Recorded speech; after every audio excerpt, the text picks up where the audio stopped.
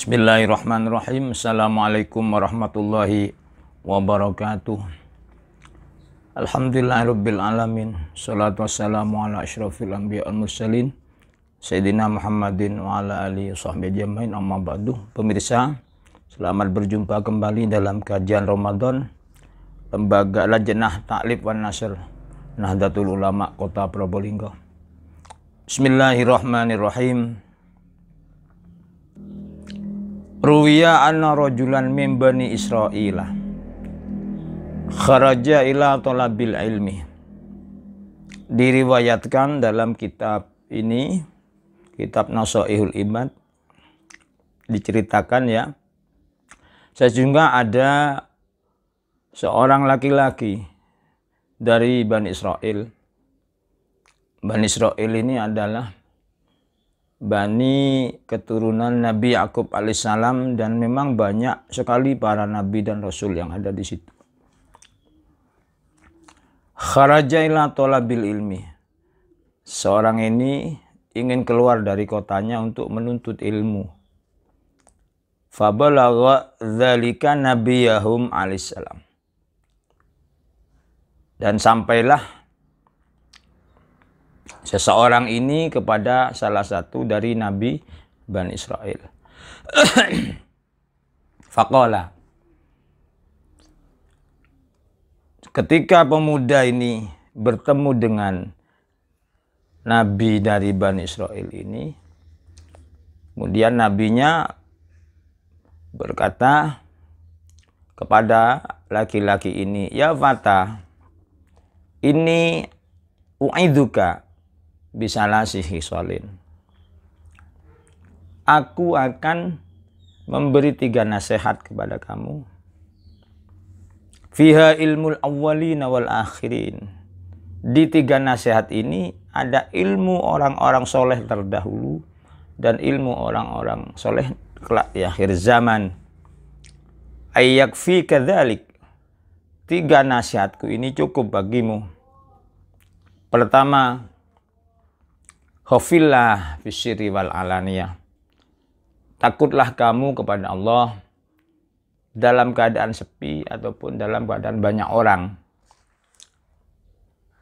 Ai fi halil khafa'i anin nas. Maksudnya, takwalah kamu kepada Allah, takutlah kamu kepada Allah di saat tidak ada manusia. Wa fi halidz zuhur indahum. Dan juga kamu mesti takut kepada Allah di saat banyak orang. Artinya apa? Kita sebagai manusia yang bertuhan dan beriman kepada Allah Subhanahu wa Ta'ala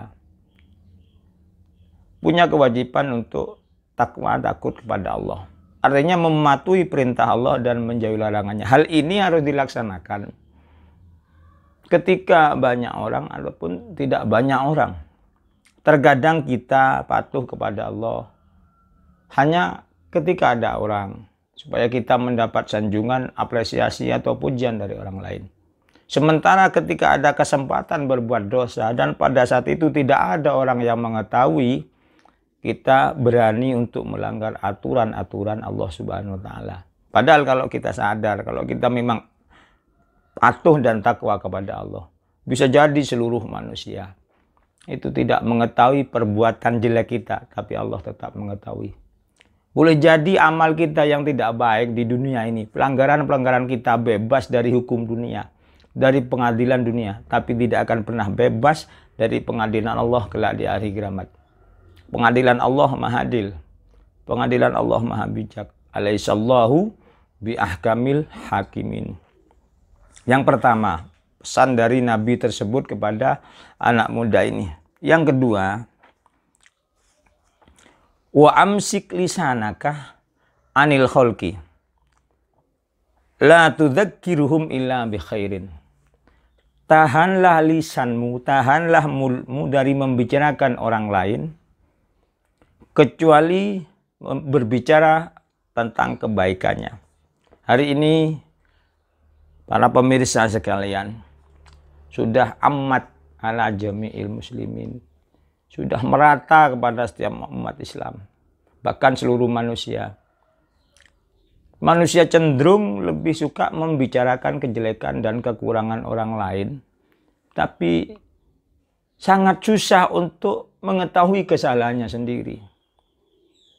Ini penyakit yang sudah mewabah dan kayaknya sudah susah untuk dibenahi. Karena apa? Tabiat manusia lebih senang menampakkan dan memperlihatkan, bahkan membicarakan kejelekan orang lain, sementara dia sendiri lupa akan kejelekan dan kesalahan dirinya sendiri. Padahal para nabi, bahkan Allah Ta'ala, para ulama sering berpesan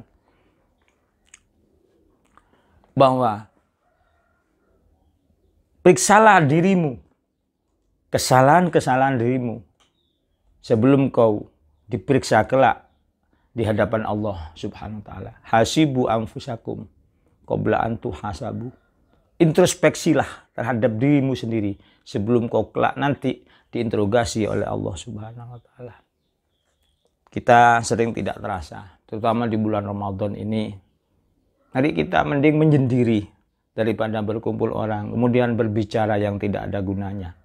Terlebih membicarakan kejelekan orang lain. Sungguh, berbicara tentang yang tidak baik atau membicarakan kejelekan orang di bulan Ramadan akan menghapus dan meluluh lantahkan pahala puasa kita. Na'udzubillah min dzalik. Tidak salah kalau ada yang mengatakan tidurnya orang berpuasa itu adalah ibadah. Karena apa? Ketika dia tidur, dia tidak akan membicarakan orang lain. Ketika dia tidur, dia tidak akan berbuat hal yang sia-sia. Ketika dia tidur, puasanya lebih terjaga. Daripada dia tidak tidur, kemudian berkumpul dengan orang banyak, berbuat sesuatu yang tidak ada gunanya. Berbuat sesuatu yang justru membicarakan kejelekan orang lain. Hal ini yang pada akhirnya muncul sebuah ucapan, tidurnya orang puasa adalah ibadah. Yang ketiga, pesan Nabi tersebut kepada pemuda yang mau mencari ilmu ini adalah wandur khubzaka alladzi ta'kuluhu. Lihatlah roti yang akan kamu makan. Hatta yakuna aidzalikal khubz minal halal.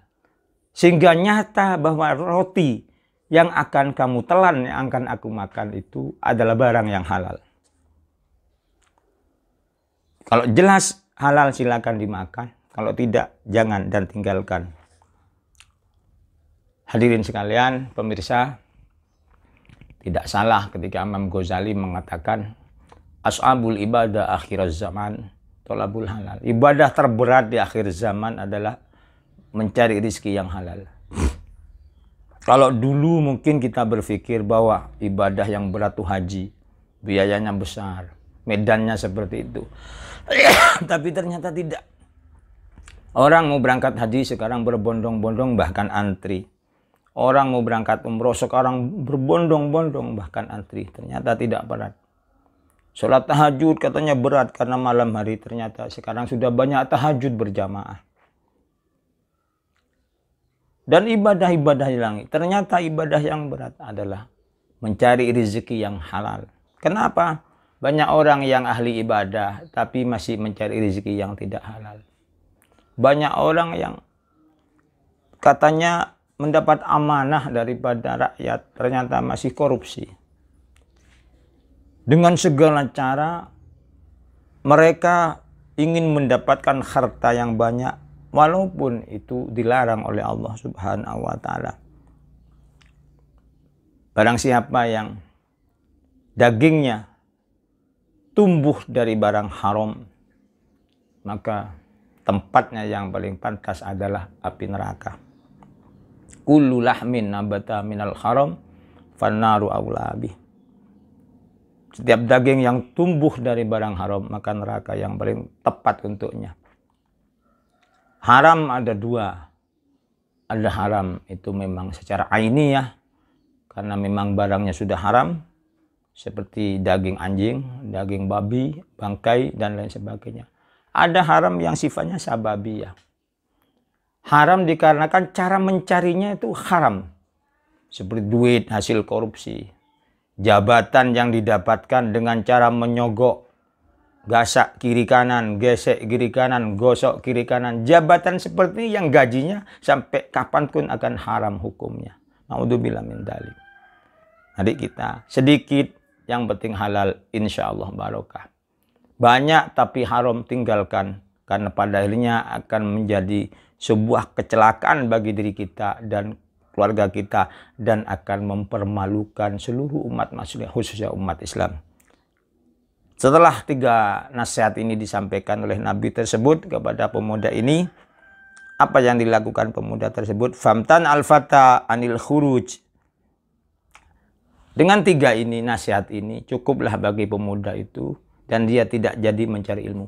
Apalah artinya ilmunya banyak tapi tidak takut kepada Allah. Banyak orang pintar, ilmu agamanya banyak, luas, tapi ilmunya dijual untuk kepentingan sebuah kezaliman.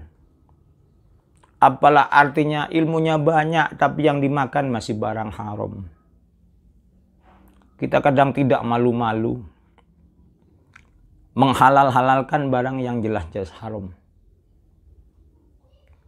Apalah artinya ilmunya banyak, tapi lisannya masih suka menyakiti orang lain. Lisannya masih mengeluarkan bahasa-bahasa kesombongan. Lisannya masih mengeluarkan pembicaraan yang membicarakan kejelekan orang lain. Lisannya masih keluar bahasa-bahasa yang menyakiti, merendahkan, dan menghina orang lain. Dengan 3 perkara ini, walaupun dengan sedikit ilmu, insya Allah kita selamat hidup dunia dan akhirat. Demikian yang dapat saya sampaikan dalam kajian hari ini. Semoga bermanfaat. Mohon maaf atas segala kekurangan. Usikum wa nafsi bitaqwallah. Wassalamualaikum warahmatullahi wabarakatuh.